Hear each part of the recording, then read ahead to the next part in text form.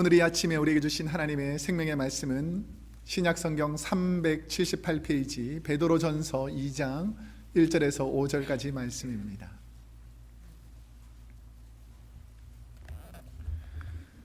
제가 하나님 말씀을 봉독해 드리겠습니다. 하나님 말씀을 경청하시기 바랍니다. 그러므로 모든 악독과 모든 괴휼과 외식과 시기와 모든 비방하는 말을 버리고 갓난아이들 같이 순전하고 신령한 젖을 사모하라. 이는 이로 말미암아 너희로 구원에 이르도록 자라게 하려 함이라. 너희가 주의 인자하심을 맛보았으면 그리하라. 사람에게는 버림바가 되었으나 하나님께는 택하심을 입은 보배로운 산돌이신 예수에게 나와 너희도 산돌같이 신령한 집으로 세워지고 예수 그리스도로 말미암아 하나님이 기쁘게 받으실 신령한 제사를 드릴 거룩한 제사장이 될지니라. 아멘.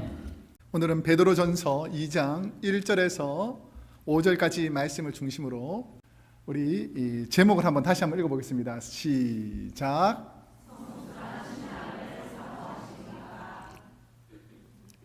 옆 사람에게 한번 다시 한번 해보겠습니다. 자, 옆 사람에게 시작. 성숙한 신앙을 삼으십니까? 예, 그럼 대답을 하셔야죠, 여러분이. 옆 사람이 물어봤으니까. 예, 성숙한 신앙을 사모하는가라고 물어보면 우리가 그렇습니다라고 말하지만 우리 삶이 그렇게 따라가지 못하니까 참 하나님 앞에 부끄럽고 죄송할 때가 많이 있는데 오늘은 하나님 말씀을 통해서 성숙한 크리스찬이 되기를 축복합니다. 인격적으로 신앙적으로 성숙한 사람을 만나면 왠지 기분이 좋습니다. 어떤 사람이 성숙한 사람인가? 교회의 어른들을 존경하고, 아멘을 해야 되는데 버티겠다는 것이니까 다시 한번 교회의 어른들을 존경하고 자녀들을 노엽게 하지 않고 배우자를 끔찍하게 사랑하는 이런 분들이 성숙한 사람이에요.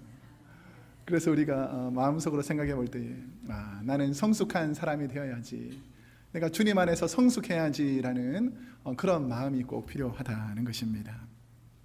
저는 우리 크로스웨이 교회가 성숙한 교회가 되기를 기도합니다. 왜냐하면 세상 사람들이 우리 교회를 생각할 때 참 기분 좋아지고 마음의 문이 열리고 나도 그곳에서 함께 예배드리고 싶다라는 그런 마음이 우리 주님께서 은혜를 주셔서 반드시 그렇게 될 줄로 믿습니다.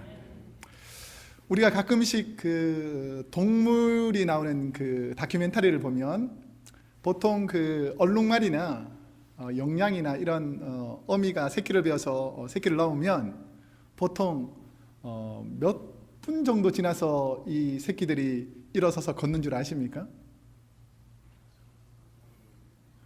예, 각자 다릅니다.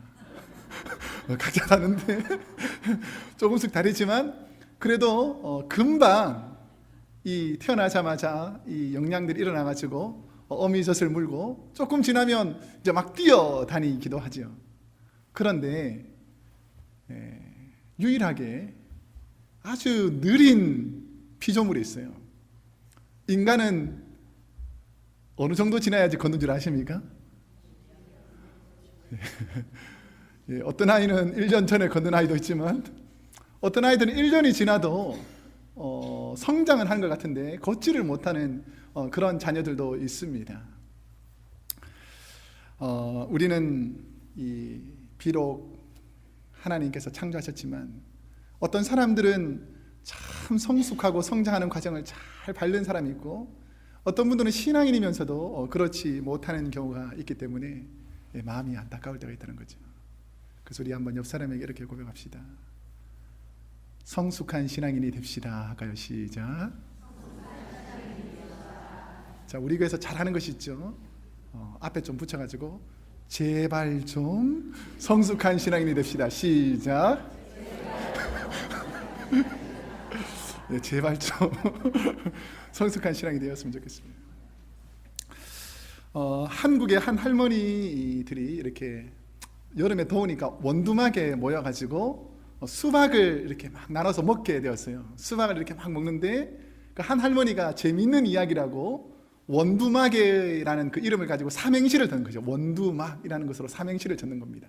그래서 한 할머니가 옆에서 한번 말해보라. 그래서 원 했더니 원숭이 엉덩이는 빨개 이렇게 하죠. 그 다음에 두 하니까 두 쪽 다 빨개. 그 다음에 막 했더니 막 빨개. 그러니까 그때 첫 마디에다 그냥 빨개 이것만 붙인 거죠. 그러니까 그 할머니가 너무 재밌어가지고 빨리 쫓아와서 할아버지에게 이 재밌는 이야기를 들려주고 싶은 거예요. 그래가지고 할아버지한테 원두막으로 삼행시를 알려드릴 테니까 한번 해보라 그랬어요. 그러니까 원 하니까 원숭이 엉덩이는 빨개 하니까 할아버지가 막 너무 좋아서 막 그러시는 거예요. 그러더니 원숭이하고 원두막이 약간 헷갈린 거예요. 그래서 원두막을 하지 않고 원숭이로 알고 숭 이렇게 한 거예요. 그러니까 숭하게 빨개 이렇게 된 거죠. 그러니까 이 하면 이 빨개 말이 안 되잖아요. 이건 아닌데 이렇게 삼행시를 지었다고 합니다. 저는 이걸 보면서 이건 아닌데 라고 생각하는 일들이 교회 안에 많이 있다는 것이죠. 진짜 성숙한 신앙인으로서 교회 생활하면서 이건 아닌데 라고 생각하는 이런 모습들이 우리 안에 혹시 있지 않나 생각해 보는 것이죠. 성숙한 신앙인이라면, 진짜 우리가 진실한 크리스찬이라면 과연 이런 모습으로 신앙생활을 해야 될까라고 우리 자신을 되돌아 봐야 한다는 것입니다. 오늘날 성숙하지 못한 교회의 모습을 보면서 참으로 기도하고 교회를 사랑하는 성도님들은 성숙하지 못한 교회가 마치 할아버지 앞에서 할머니가 이건 아닌데 라고 말하듯이 교회가 이런 모습이면 아닐 것 같은데, 교회가 이런 모습으로 나아가는 것은 하나님의 영광을 가릴 것 같은데, 다른 사람이 아니라 나 자신도 이렇게 성숙하지 못한 모습으로 주님을 섬겨서는 안 될 것 같은데 라고 탄식하는 회개가 있어야 된다는 것입니다. 1897년에 태어나서 20세기의 미국 교회뿐 아니라 오늘날 많은 교회의 성도님들, 그리고 우리 목회자들에게 강력하게 신앙적인 메시지를 전하는 분이 A.W. 토저라는 목사님이 있습니다. 이 목사님이 오늘날 교회, 앞으로 우리가 살아가는 이 교회를 향해서 심각하게 진단한 말씀이 있습니다. 그것이 뭐냐면, 그리스도인이 자라지 않고 어린아이로 머물러 있는 현실이 오늘날 교회와 성도의 가장 큰 문제 중에 하나다라는 것입니다. 여러분은 성장하고 성숙하고 있습니까? 우리 교회는 안 시키면 잘하는데 아멘의 뜻은 그렇게 되기를 원합니다, 그럴 줄로 믿습니다, 이게 아멘이거든요. 다 그렇게 하기 싫다는 거예요. 다시 한번 우리 교회는 하나님 앞에서 성숙하게 되기를 원합니다. 성숙하게 돼야 된다는 거죠. 성숙하는 교회가 되어야 되는데, 성경은 그리스도인들이 그냥 예수를 믿고 그리스도인으로 되는 것으로 머물러 있기를 원치 않는다는 것입니다. 사람이 태어나면서 일정한 기간 동안에 성장하고 성숙의 과정을 밟는 것처럼 성도는 영적으로도 성장하고 성숙하라라고 성경은 말씀하고 있다는 것입니다. 그러면 하나님이 원하시는 성숙한 삶은 어떤 삶이겠습니까? 신앙의 성숙을 위해서 먼저 제거해야 될 것, 여러분의 성숙을 가로막는 그런 성숙을 방해하는 것들이 무엇인지를 오늘 본문 1절에서 말씀하고 있습니다. 한번 1절 말씀을 우리 한번 한 목소리로 함께 한번 읽어보겠습니다. 시작. 그러므로 모든 악독과 모든 괴율과 외식과 시기와 모든 비방하는 말을 버리고 라고 되어 있죠. 여기서 3번 반복적으로 나오는 단어가 있습니다. 무슨 단어죠?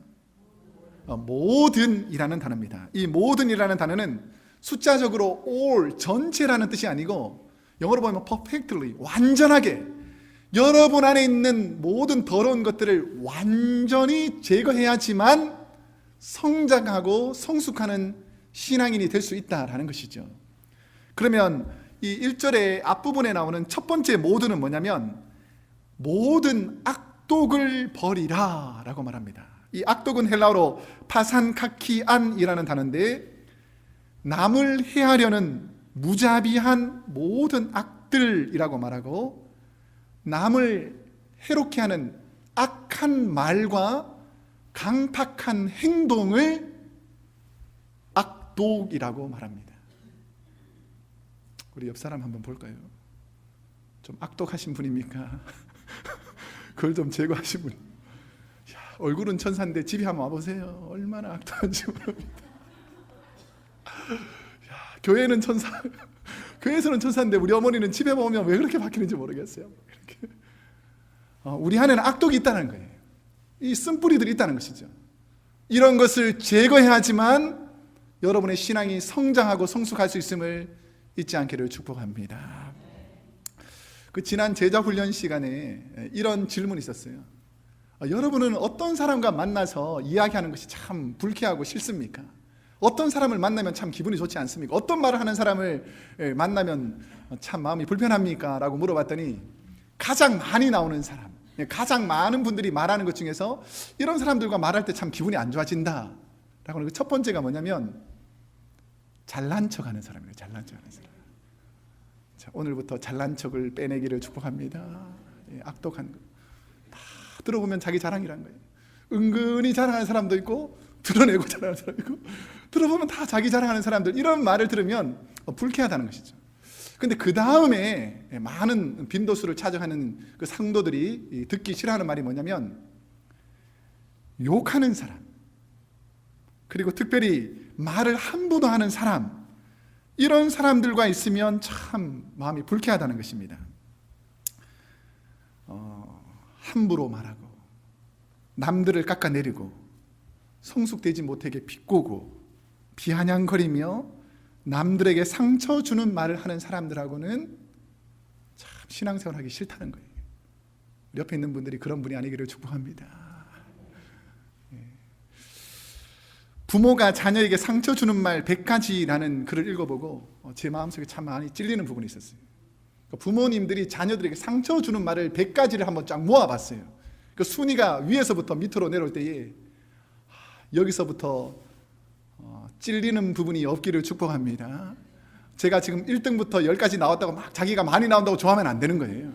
이거 많이 나오면 자기가 나쁜 부모가 되는 거죠. 그러니까 한번 제가 예를 들어볼 테니까, 부모가 이렇게 말할 때에 자녀는 이렇게 알아듣는다는 거예요. 잘 들어보세요. 그 첫 번째가, 너는 뭐 할 줄 아는 게 이렇게 없냐? 너는 이렇게 일을 제대로 못하냐? 라고 어머니가 말하면 자녀는 속으로 이렇게 생각한다는 것입니다. 그러는 엄마는 뭘 잘하는데?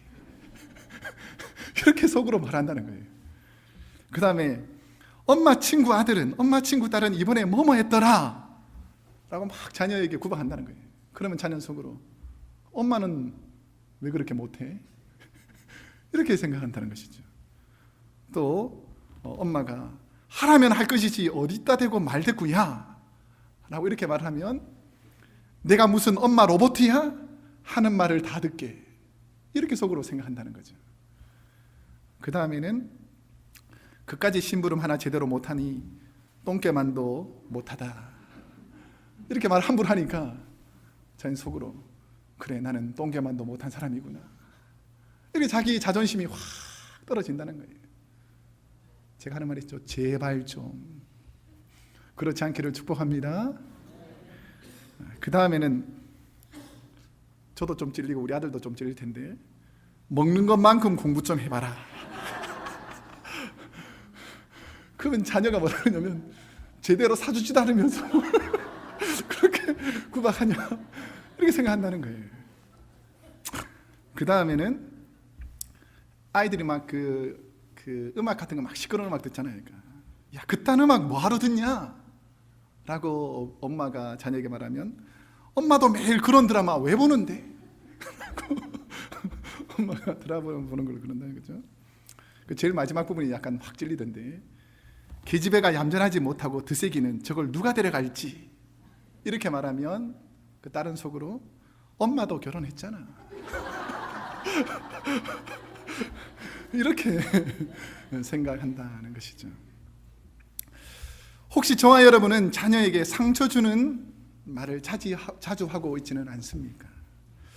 100가지 중에서 이 쭉 연구를 해보니까 대부분 상위권에 랭크하고 있는 것이 상대방의 자존감, 자존심을 자꾸 누르는 그런 것들 통해서 자기 자신을 열등하게 생각하고 부족하게 생각해서 자기 스스로 참 쓸모없는 존재다라고 생각하게 만든다는 것입니다.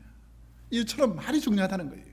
우리의 말이 악한 것으로 가득 차면 그 사람들을 연약하게 만들지만 격려하는 말, 축복하는 말, 사랑하는 말이 많을 때에 성숙한 신앙인이 될 수 있다라는 것입니다.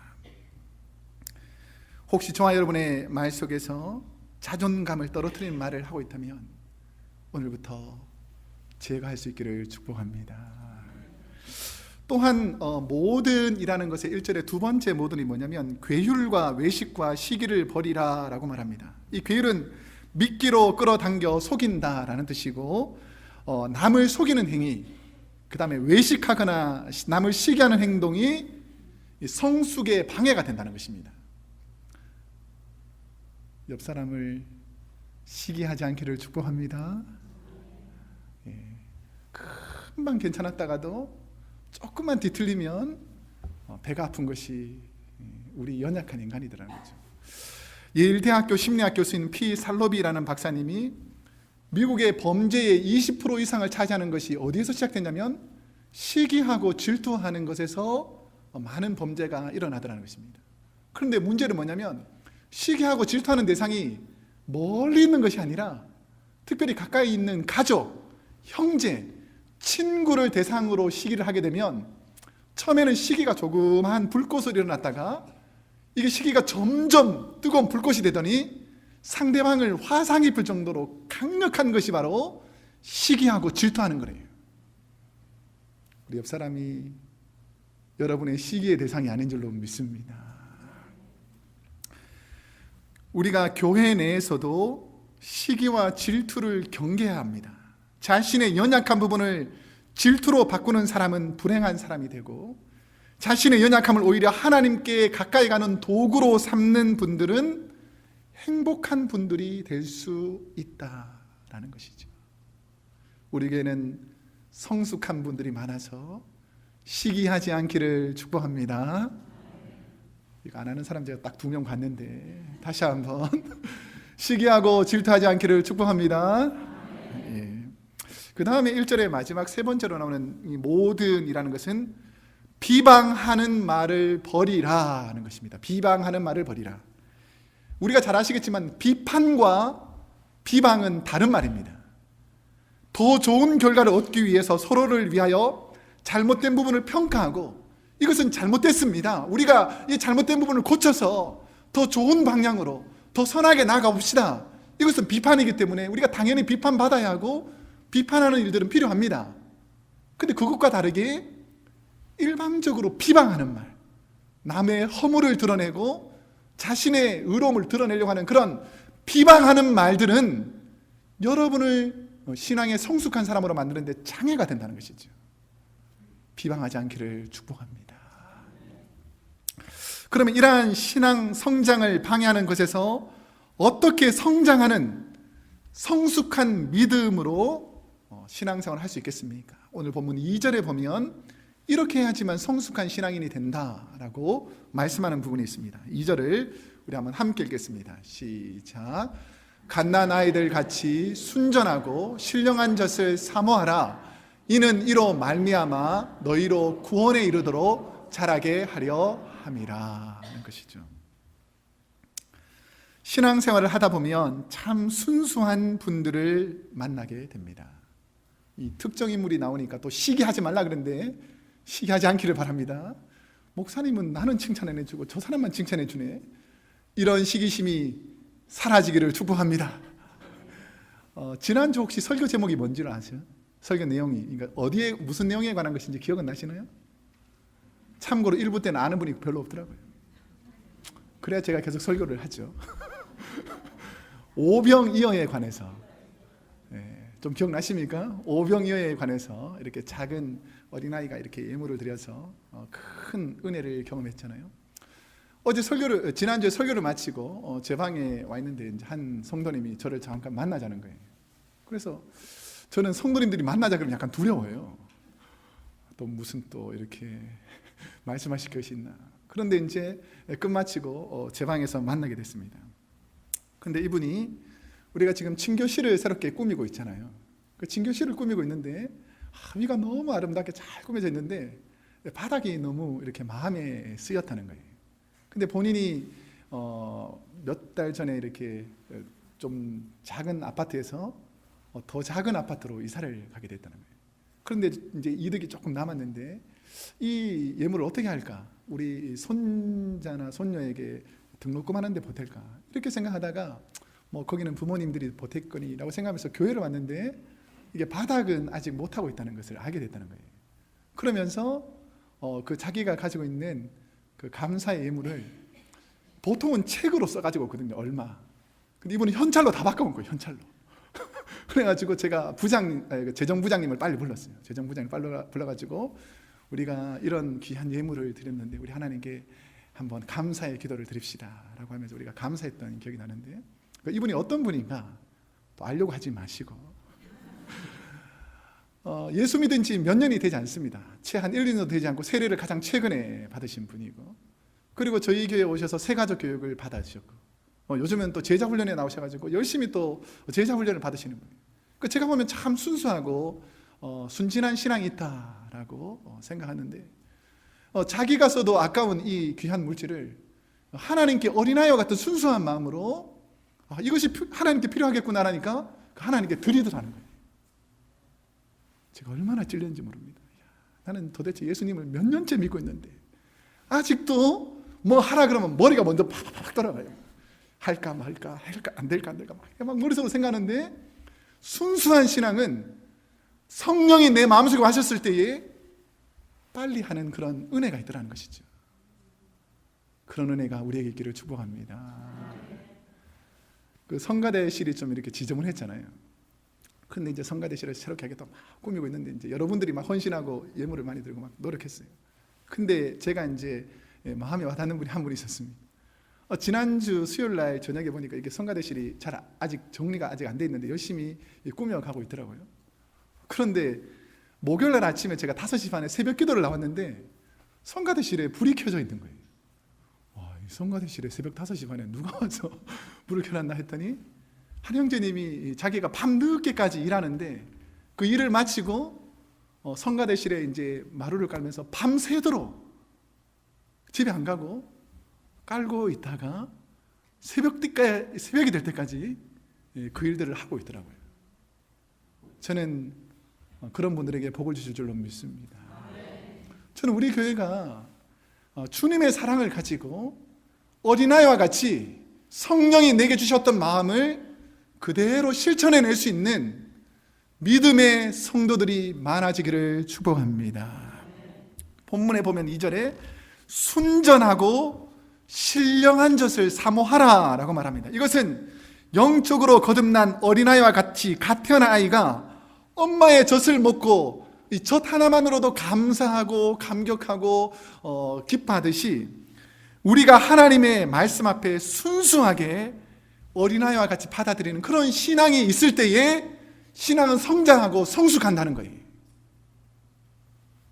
아이들은 순수한 마음으로 주님을 믿는 것이고, 우리는 너무 계산적이지 않나, 하나님을 사랑한다고 말하면서 너무 계산적이지 않나 생각하게 된다는 것입니다. 어느 시골의 교회에서 이렇게 오랫동안 농사를 짓고 있는 그 마을에 오랫동안 비가 오지 않으니까 우리처럼, 그래서 곡식들이 많이 막 타들어가고 죽어가는 거예요. 그러니까 이 교회가 얼마나 성도님들이 마음이 아프겠습니까? 그러니까 목사님께서 오늘은 우리 모든 성도님들이 모여서 우리 저녁에 예배를 드리면서 비가 오도록 기도합시다 라고 하는 말을 우리 광고 시간에 했어요. 그러니까 모든 성도님들이 그 이야기를 듣고 이제 저녁에 기도하러 가는데 한 꼬마아이가 엄마 나도 가서 교회 가서 기도하겠다는 거예요. 뭐 어린데 가려고 하냐? 그래도 가겠다는 거예요. 가자고 이렇게 딱 손을 잡고 나오려고 그러는데 신발장에서 문을 딱 열더니 우산을 딱 꺼내는 거예요. 야, 비도 안 오는데 우산을 왜 들고 가냐? 라고 물어보니까 우리가 기도하면 분명히 비가 올 텐데 올 때는 우산 쓰고 와야 될 거 아니냐? 라고 말하는 거죠. 어린아이와 같이 순수한 신앙들은 기도하면 하나님께서 그대로 이루실 줄로 믿고 기도하는 것이고, 우리는 늘 경험적으로 오늘 한번 기도한다고 비가 오겠냐라는 마음이 있으니까 우산을 들고 가지 않는다는 것이죠. 예수님은 마태복음 18장 3절에서 이르시되 진실로 너희에게 이르노니 너희가 돌이켜 어린아이와 같이 되지 아니하면 결단코 천국에 들어가지 못하리라 라고 말씀하십니다. 오늘 우리의 신앙 가운데 신령한 젖을 사모하는 어린아이처럼 주님의 말씀에 순종해낼 수 있는 성숙함이 있기를 축복합니다. 부모님은 자녀를 위해 해야 할 가장 최우선의 일은 여러분의 자녀가 어린아이와 같은 순수한 마음으로 하나님을 바라보고 주님을 닮아가도록 돕는 것입니다. 자녀들이 주님만 바라보도록 삶으로 모범을 보이는 것이 바로 우리의 부모의 역할이라면, 여러분들은 모범을 잘 보이고 있습니까?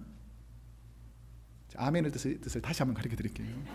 아멘의 뜻은 그렇게 되기를 원합니다, 그렇게 될 줄로 믿습니다 라는 뜻이에요. 다시 한번, 자녀들이 주님만 바라보도록 삶으로 모범을 보이는 것이 우리 부모님의 역할이라면 준비를 하세요. 여러분의 삶은 여러분의 자녀를 통해서 주님 닮아가고 있습니까? 네, 닮아가려고 노력해야 된다는 것이죠. 저 우리 크로스웨이 교회가 주님 닮은 성숙한 교회가 되기를 원합니다. 아르헨티나의 제자사역과 소그룹 운동에 큰 영향을 끼친 우리 후안 카를로스 오르티즈라는 목사님이 초기 자기가 젊었을 때에 사역했던 스토리가 나오는데, 이 목사님이 부에노스 아이레스라는 교회의 담임 목사로 부임했을 때에 처음에 교인 수가 184명이었다고 합니다. 그런데 교인 수가 184명에서 늘기 위해서 교역자들과 함께 밤낮 쉬지 않고 일을 하는 거예요. 그래서 2년 동안에 막 열심히 노력했더니 600명이 되더라는 것입니다. 그러니까 얼마나 많은 사람들이 야, 대단하십니다, 2년 만에 600명이나 됐습니다, 막 이렇게 칭찬할 거 아니에요? 그런데 목사님이 이렇게 생각하는 그 순간에 성령님께서 자기 마음속에서 강한 꾸지람을 하더라는 것입니다. 그 뭐라고 꾸지람을 하냐면, 너는 코카콜라 회사가 코카콜라 파는 것과 똑같은 방식으로, 리더스 다이제스트가 잡지를 파는 것과 똑같은 방법으로 복음을 전하는구나. 너는 학교에서 배운 모든 수단과 방법으로 교회를 기업처럼 운영하는구나. 도대체 내가 하는 교회 일들 가운데 나 하나님의 손길은 어디에 있느냐라고 강력하게 책망한다는 것입니다. 너를 포함한 너의 교회 성도는 잘하고 있는 것이 아니다. 내가 생각하기에 교회의 수가 200명에서 600명이 되니까 성장하고 있다고 착각하고 있는데, 그것은 성장하는 것이 아니라 언제든지 병들어 쓰러질 그냥 살이 쪄 있는 거다라는 거예요. 여러분, 숫자가 많아지는 것이 건강한 교회가 아닙니다. 하나님 앞에서 바로 선 성숙한 성도가 많은 것이 바로 바른 교회라는 것이죠. 여러분, 숫자가 많은 것으로 자랑하는 어리석음에 들어가지 않기를 소원합니다. 제가 꼭 뚱뚱한 분들이 뭐 잘못했다는 건 아니지만, 그러니까 이 건강에 해로운 그 살만 쪄서는 안 된다는 것이죠. 우리 교회가 숫자가 많아지면 건강해질 거라고 착각하면 안 됩니다. 주님 닮은 성숙한 성도들이 많아질 때에 건강한 교회가 됨을 잊지 않기를 축복합니다. 저는 목회를 하면서 교회가 세속화되어 교인들은 늘지만 영적으로 살쪄서 병들어 쓰러지는 교회들을 많이 보았습니다. 성숙하지 못한 병든 교회는 언제든지 쓰러질 수밖에 없더라는 것입니다. 성숙한 교회는 내가 먼저 교회를 위해 섬기고 내가 먼저 연약한 데를 위해서 주님처럼 다가가는 교회가 성숙한 교회입니다.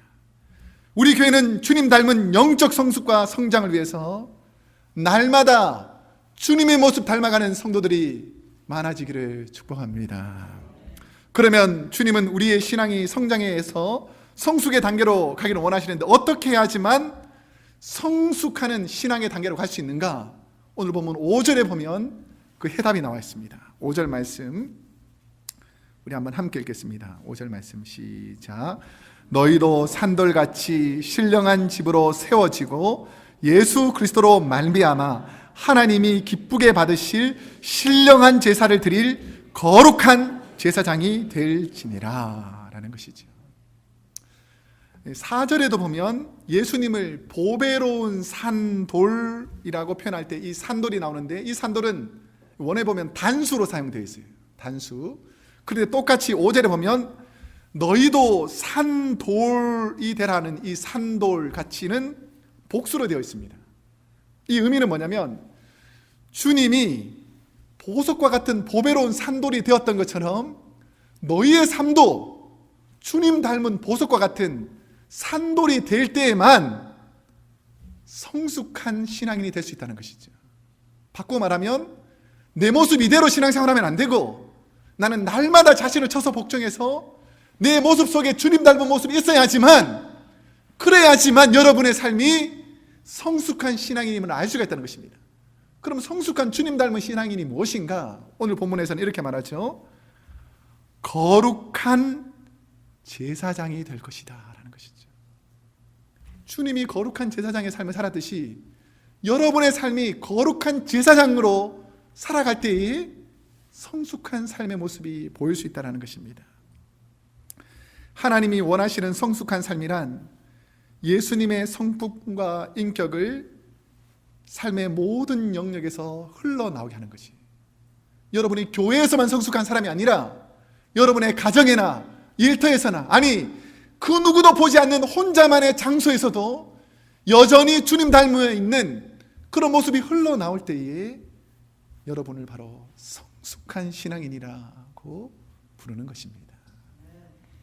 신학자 네일즈 회려라는 사람은 성숙의 신앙을 3단계로 말합니다. 그러니까 어떤 단계를 거쳐야 성숙한 거냐면, 첫 번째 단계는 믿지 않는 사람들이 예수를 믿어 구원받는 단계, 죄인으로 살다가 이제는 하나님의 자녀로서 의인으로 사는 단계, 이제는 하나님의 자녀로 살아가는 그 단계가 성숙의 첫 번째 단계라는 거예요. 그런데 여기서 신앙이 좀 더 깊이 들어가 보면 둘째 단계는 하나님 앞에서 겸손해지는, 정직해지는 단계라는 것입니다. 자기의 자랑, 자기의 위선, 이런 것을 다 항복하고 버리고 이제는 내가 주님을 따르겠습니다, 주님을 의지하겠습니다라고 주님을 복종하는 단계, 주님의 말씀에 무조건 순종하는 단계가 성숙의 2단계라는 것이죠. 그런데 마지막 성숙의 마지막 단계는 어떤 단계냐면 하나님을 나의 아버지로 인정하는 단계입니다. 나는 내가 하나님을 아버지로 인정하면서 하나님을 사랑하고 어떻게 하면 우리 아버지에게 기쁨을 드릴까, 내가 어떻게 하면 우리 아버지에게 자녀답게 살까를 생각하면서 하나님의 영광을 위해 살아가는 사람들이 가장 성숙한 사람이다라고 신학자는 말하고 있습니다. 여러분의 삶이 여러분을 위해서만 사는 삶이 아니라 하나님의 영광을 위해 사는 그런 성숙한 신앙인이 되기를 축복합니다. 교회는 주님의 몸이요 우리는 지체입니다. 우리 크로스웨이 교회가 진실로 성장하고 성숙한 교회가 되기를 원하십니까? 성숙한 교회는 세상의 악취가 아닌 주님의 향기가 나는 교회입니다. 성숙한 교회는 얌체같이 자신의 유익만 위해서 사는 사람이 아니라 주님처럼 헌신하고 희생하며 제자들의 발을 씻긴 그 주님의 섬김의 모습이 있는 교회가 바로 성숙한 교회라는 것이죠. 이제 말씀을 맺겠습니다. 저는 연단과 시련 가운데 단련하여 성숙시키는 주님을 보게 됩니다. 하나님이 허락하신 지금 여러분 앞에 있는 시련과 고난에 감사할 수 있는 것은 결국 그 연단의 도구를 통해서 성숙할 우리를 바라보시는 하나님을 신뢰하기 때문입니다. 여러분, 고난과 연단이 그냥 시련이 어려운 것이 아니라 이것이 여러분을 성숙시키는 하나님의 도구이심을 잊지 않기를 축복합니다. 부족한 저는 하나님 앞에 미숙함을 늘 회개하게 됩니다. 시기하고 질투하고 성숙하지 못한 나의 모습을 보고 실망할 때가 한두 번이 아닙니다.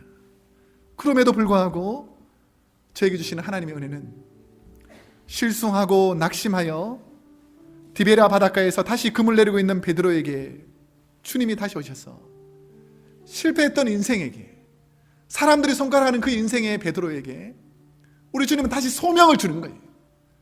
내가 너를 사랑하노라. 내가 너에게 소명을 주겠다. 내가 사명을 주겠다.